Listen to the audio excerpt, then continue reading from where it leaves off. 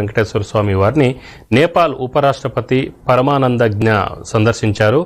ఆలయానికి విచ్చేసిన ఆయనకు ఆలయ అధికారులు, అర్చకులు దేవాలయ మర్యాదలతో ఘన స్వాగతం పలికారు. ముందుగా ఆయన ఆలయ ఆవరణలో ప్రదక్షిణలు నిర్వహించారు.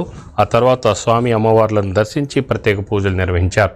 అనంతరం ఆలయ ముఖ మండపంలో ఆయనకు అర్చకులు స్వామివారి శేష వస్త్రాన్ని కప్పి వేదాశీర్వచనాన్ని పలికారు.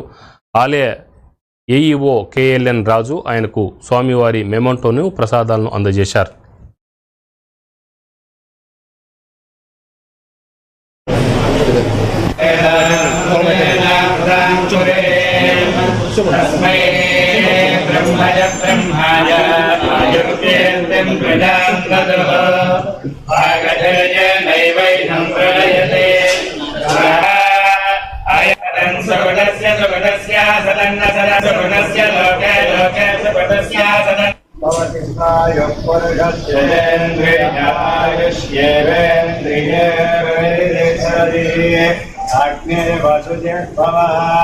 आदित्याय भतेजो भव ब्रह्माय भव विष्णाय